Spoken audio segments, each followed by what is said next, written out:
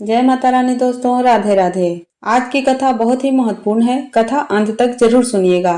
नारद जी बोले, हे राजन, यही कारण है कि कार्तिक मास के व्रत उद्यापन में तुलसी की जड़ में भगवान विष्णु की पूजा की जाती है।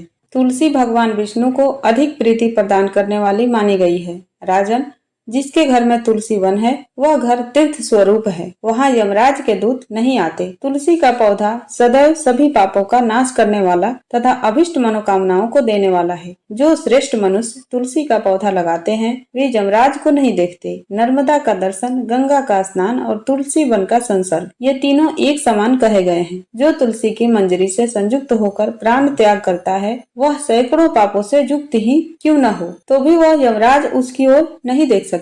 तुलसी को छूने से कामिक, वाचिक, मानसिक आदि सभी पाप नष्ट हो जाते हैं। जो मनुष्य तुलसी दल से भगवान का पूजन करते हैं वह पुनः गर्भ में नहीं आते, अर्थात जन्म मरण के चक्कर से छूट जाते हैं। तुलसी दल में पुष्कर आदि समस्त तीर्थ, गंगा आदि नदियां और विष्णु प्रवृत्ति सभी देवता निवास करते हैं। हे राजन, जो मनुष्य तुलसी के काष्ठ का चंदन लगाते हैं उन्हें सहज ही मुक्ति प्राप्त हो जाती है और उन द्वारा किए गए पाप उनके शरीर को छू भी नहीं पाते। जहाँ तुलसी के पौधे की छाया होती है वही पितरों की तृप्ति के लिए श्राद्ध करना चाहिए। जिसके मुख में, कान में और मस्तक पर तुलसी का पत्ता दिखाई देता है उसके ऊपर यमराज भी दृष्टि नहीं डाल सकते। फिर दूतों की तो बात ही क्या है। जो प्रतिदिन आदर पूर्वक तुलसी की महिमा सुनता है वह सब पापों से मुक्त होकर ब्रह्मलोक को जाता है। इसी प्रकार आंवले का महान वृक्ष सभी पापों का नाश करने वाला है।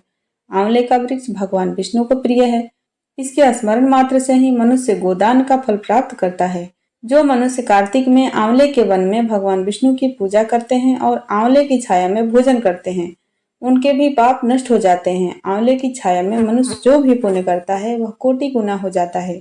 जो मनुष्य आंवले की छाया के नीचे कार्तिक में ब्राह्मण दंपति को एक बार भी भोजन देकर स्वयं भोजन करता है वह अन्न दोष से मुक्त हो जाता है। लक्ष्मी प्राप्ति की इच्छा रखने वाले मनुष्य को सदैव आंवले से स्नान करना चाहिए। नवमी, अमावस्या, सप्तमी, संक्रांति, रविवार, चंद्र ग्रहण तथा सूर्य ग्रहण के दिन आंवले से स्नान नहीं करना चाहिए। जो मनुष्य आंवले की छाया में बैठकर पिंडदान करता है उसके पितर भगवान विष्णु के प्रसाद से मोक्ष को प्राप्त होते हैं। जो मनुष्य आंवले के फल और तुलसी दल को पानी में मिलाकर स्नान करता है उसे गंगा स्नान का फल मिलता है। जो मनुष्य आंवले के पत्तों और फलों से देवताओं का पूजन करता है उसे स्वर्ण, मणि और मोतियों द्वारा पूजन का फल प्राप्त होता है। कार्तिक मास में जब सूर्य तुला राशि में होता है तब सभी तीर्थ, ऋषि, देवता और सभी यज्ञ आंवले के वृक्ष में वास करते हैं। जो मनुष्य द्वादशी तिथि को तुलसी दल और कार्तिक में आंवले की छाया में बैठकर भोजन करता है उसके 1 वर्ष तक अन्न संसर्ग से उत्पन्न हुए पापों का नाश हो जाता है। जो मनुष्य कार्तिक में आंवले की जड़ में विष्णु जी का पूजन करता है उसे श्री विष्णु क्षेत्रों के पूजन का फल प्राप्त होता है। आंवले और तुलसी की महत्ता का वर्णन करने में श्री ब्रह्मा जी भी समर्थ नहीं हैं। इसलिए धात्री और तुलसी जी की जन्म कथा सुनने से मनुष्य अपने वंश सहित भक्ति को पाता है। तो आज की कथा इतना ही। उम्मीद करती हूँ आपको कथा पसंद आए। यदि पसंद आए तो वीडियो को लाइक कीजिए और चैनल को यदि अभी तक सब्सक्राइब नहीं किए हैं तो प्लीज सब्सक्राइब कर दीजिए, जिससे कि हमारे चैनल पे अपलोड होने वाले प्रत्येक वीडियो का आनंद आप ले सकें। मिलती हूँ आपसे अगले वीडियो में, तब तक के लिए राधे राधे।